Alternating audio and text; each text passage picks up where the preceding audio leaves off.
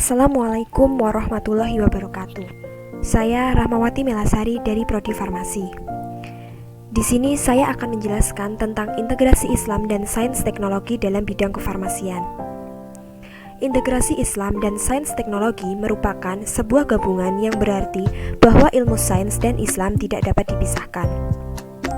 Dalam sebuah hadis, Rasulullah bersabda yang artinya, setiap penyakit ada obatnya. Jika obat itu tepat mengenai sasaran, maka dengan izin Allah penyakit itu akan sembuh. Hadis tersebut mendorong dalam hal perkembangan penelitian dan penemuan obat baru dengan menggunakan teknologi yang terbaru. Beberapa bahan alam yang disebutkan di dalam Al-Quran yang dapat digunakan untuk mengobati berbagai penyakit yaitu kurma, madu, jintan hitam, dan minyak zaitun. Yang pertama adalah kurma. Penjelasan tentang kurma terdapat dalam Quran Surat Ar-Ra'd ayat 4. Pada beberapa jurnal penelitian, kurma terbukti memiliki kandungan tanin yang bersifat sebagai anti-infeksi dan anti-inflamasi. Kalsium dalam kurma sangat penting untuk pertumbuhan gigi, sedangkan kandungan zat besi dan kalium diperlukan untuk menetralisir cairan tubuh bila berada dalam kondisi asam. Yang kedua adalah madu. Penjelasan tentang madu terdapat dalam surat An-Nahl ayat 69. Salah satu hadis yang menyinggung soal madu diriwayatkan Ibnu Majah. Madu adalah penyembuh bagi segala penyakit, dan Al-Quran adalah penyembuh terhadap apa yang ada di dalam dada. Maka bagi kalian terdapat dua penyembuhan, yaitu Al-Quran dan madu. Pada beberapa jurnal penelitian, madu terbukti memiliki aktivitas farmakologis sebagai antibiotik dan antiinflamasi. Yang ketiga adalah jintan hitam. Dalam sebuah hadis yang diriwayatkan Abu Hurairah menerangkan sabda Rasulullah Shallallahu Alaihi Wasallam, sesungguhnya di dalam habatus saudah atau jintan hitam terdapat penyembuh segala macam penyakit kecuali kematian.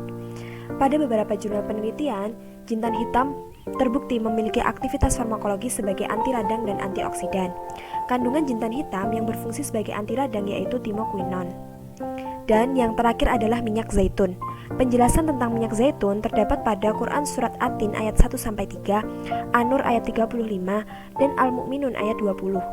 Pada beberapa jurnal penelitian, minyak zaitun terbukti memiliki kandungan vitamin A, B, C, dan sejumlah gizi positif lainnya yang bermanfaat untuk kesehatan. Minyak zaitun dapat digunakan untuk mengurangi peradangan sendi, memberantas kolesterol, hingga menjadi obat kanker. Dan masih banyak lagi bahan alam yang terdapat pada ayat di dalam Al-Quran. Bentuk lain dari integrasi Islam dan sains teknologi dalam bidang kefarmasian adalah yang pertama, sikap saling tolong-menolong. Dijelaskan pada Quran Surat Al-Maidah ayat 2 bahwa sebagai umat Islam ada perintah untuk saling tolong-menolong dalam mewujudkan kebaikan.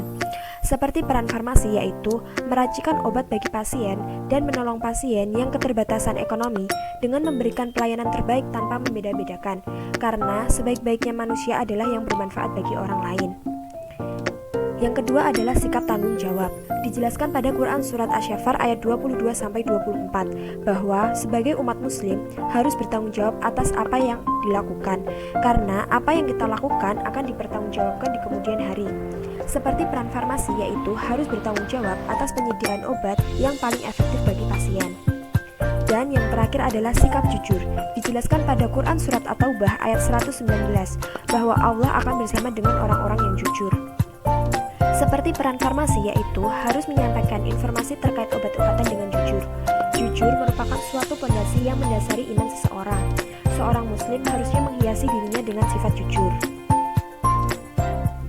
Sekian yang dapat saya sampaikan.